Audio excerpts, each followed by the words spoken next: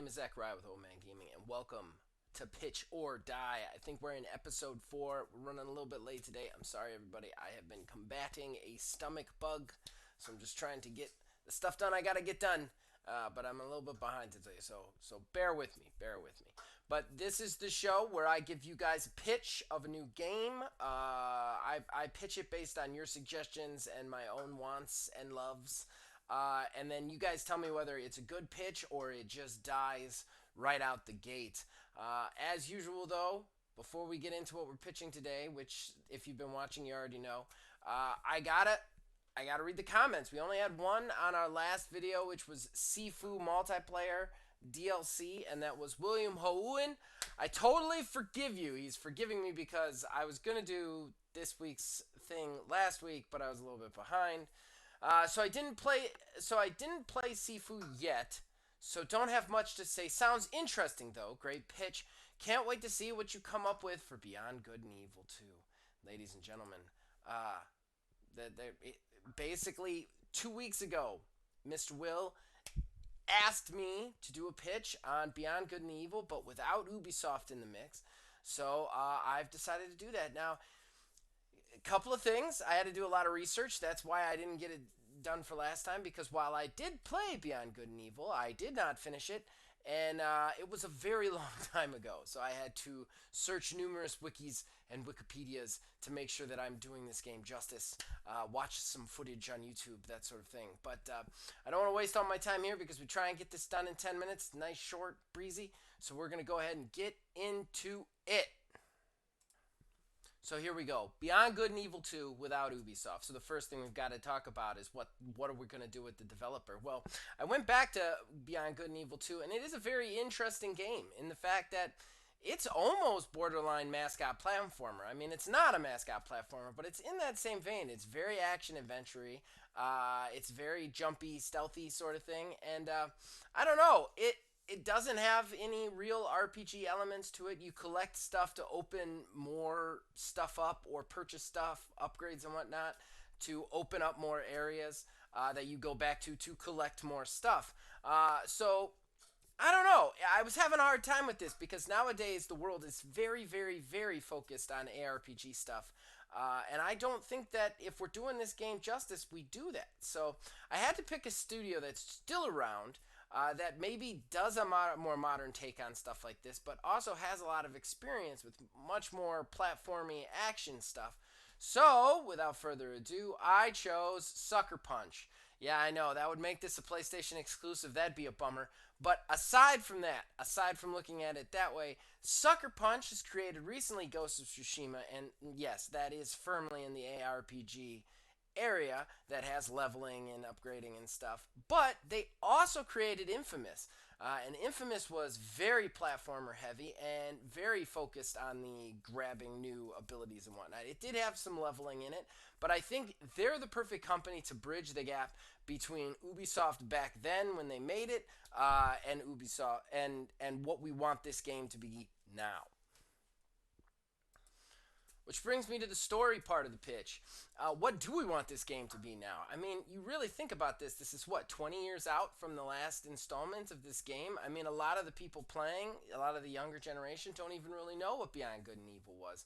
And they don't understand what it is. So, how do we reach them while also reaching all the diehard fans who have been waiting that long for a sequel? Well, what we have to do is we have to tie it into the story of the original while also allowing for new characters and new ideas to propagate here.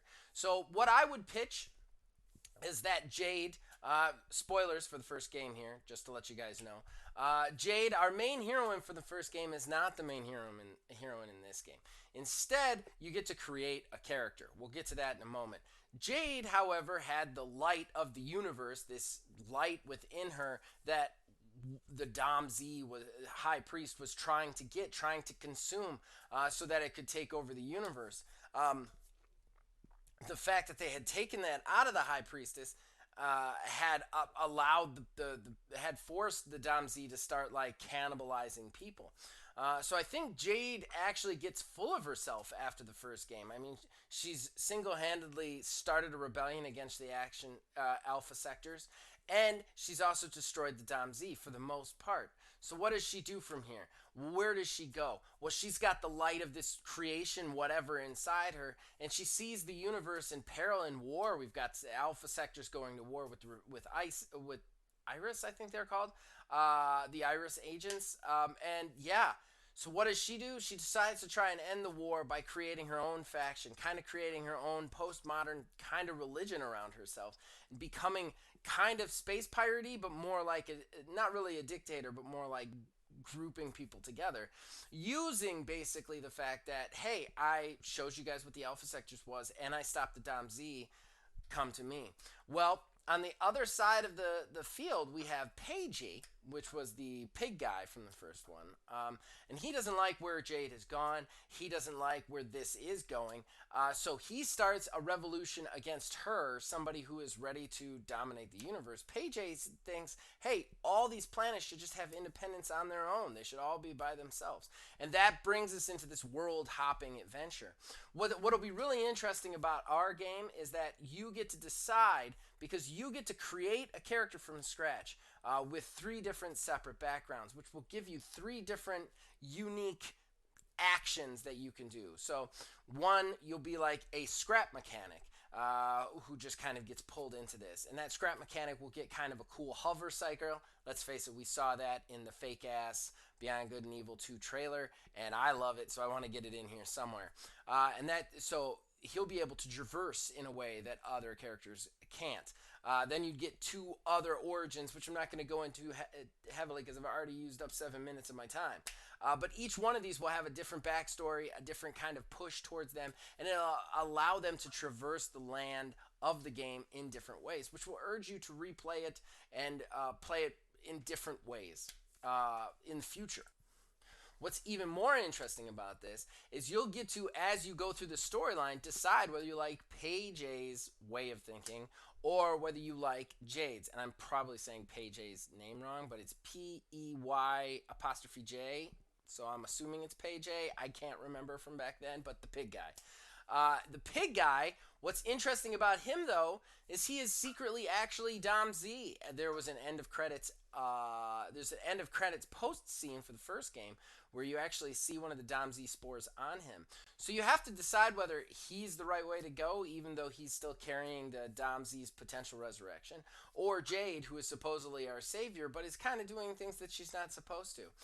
And that really doubles down on the title of the game, the Beyond Good and Evil. I mean, I think that one of the cool things about the theme of the first game is while it did have almost like a kind of fun aesthetic to it, the actual game itself was about, destruction and people selling people out to aliens and stuff like that. And it was kind of like very heavy themes of morality. And I think you can get that into this with this kind of like dual kind of ideology thing. Do you go with Jade? Do you go with Peiji? And I think what'll be really cool is you can go either way and play the entire game out that way. And I think that will be a really interesting way to play the game. You can really go to your beliefs and decide what you're going to do. So there you go. There's Beyond Good and Evil 2 by Sucker Punch, but we stay, for actual play, we stay very heavily in the action platformer genre.